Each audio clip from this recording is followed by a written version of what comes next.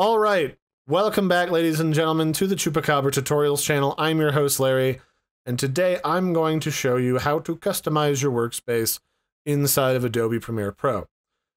And this is something that you can do in pretty much any of the Adobe programs. So to start us out, let's go ahead and reset this workspace to the generic learning workspace, because this is what I feel like a lot of people might first load in to see.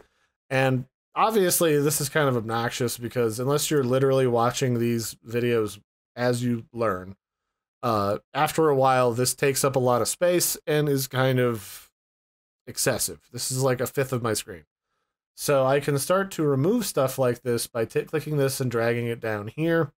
And you can see that I can attach this to the sides. I can plunk this in the middle of this little box down here, or I can put it up on the top like it's a tab inside of a browser.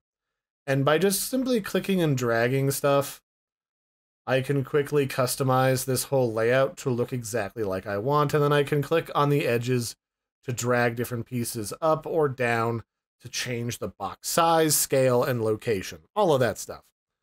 The other thing that you can do is, say you want to just make a completely custom workspace, which is basically what I'm doing right now. And you're like, well, Larry, I'm missing stuff. Like, I don't have effect controls. So when I want to edit like the effects and properties of this video clip, I can't see it. Well, that's easy. Underneath of the Windows button, all of this stuff down here, underneath of Audio Clip Mixer and all these little lists down here, these are all the different windows that contain all the different tools that you have available to you. So like, here's the Learn one. It's checkmarked because it's enabled. Here's the source monitor, which is right here, and it's checkmarked because it's currently enabled and it's available for you to use. So if I wanted my effects to come back, here is my effects. First off, let's grab the effects panel. And the effects panel likes to be down in this corner. It doesn't really matter what you have selected when you click on these. Like, Adobe just kind of has its own ideas about where certain windows should appear. But in general, when you click on them and enable them, it'll pop up and it'll be down here. I like having my effects down there, so that's fine. And then up here, let's grab our effects controls. And if you don't like your effect controls here, you can put them over here, or you can put them down here. You can put them wherever you want. You can also go into here and say, like, well, I don't really need the audio meter, so like, can I just turn that off? And the answer is usually yes. If I right click this, there should be a close the window feature somewhere. Generally, when you want to close one of these windows, you can click it, like the effect controls, and there's these three little tick marks here.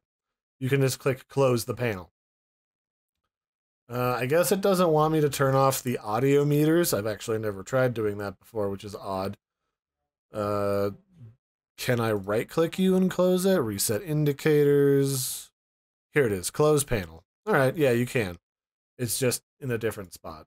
Okay. And then I can put it right back by just clicking on it and re-enabling it. Again, a lot of these things tend to like to go back to where they've been in the past, and Adobe kind of has a default location for all of these. And now, once you've got it set how you like it, we can go up to Window, go to Workspaces, and then we can save a new workspace as Larry's sample workspace.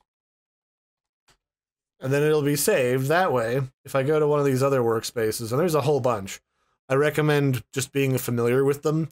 So like, let's say 99.9% of the time, you yourself don't do captioning at home.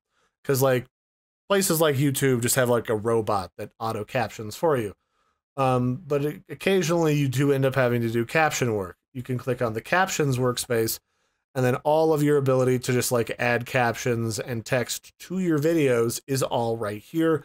And this whole workspace is set up to make that easier to do.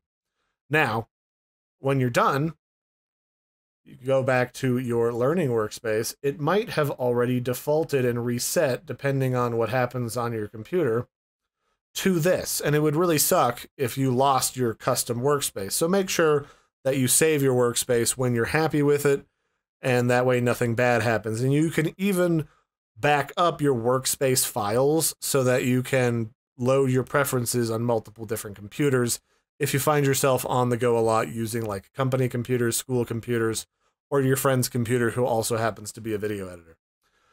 Then if you want, you can go back in here to Workspaces and grab your saved layout to my sample workspace, and then boom, I'm ready to start editing, and I don't have to fiddle around and fumble around trying to remember where, like, Dave or Samantha keeps all of their tools on their computer when they're editing, because, you know, it sucks to fuck up someone else's workspace, and it also sucks to have to use someone else's workspace. It's like using someone else's weird tools. It's funny. So that's kind of like the crash course in customizing your workspace. I've been your host, Larry. Don't forget to like and subscribe, and I'll catch you next time. If you have any questions or comments, throw those in the comment section below. If you have a lot of problems with Adobe stuff, or you find yourself asking a lot of questions, I would sincerely say Googling it, because Adobe actually has a few decent-ish FAQ sections on each one of these softwares that tells you where stuff is, how it works, and where you can go for more information. So that'll be it for this one. Don't do like and subscribe thing. Bye, everybody, and have a good one.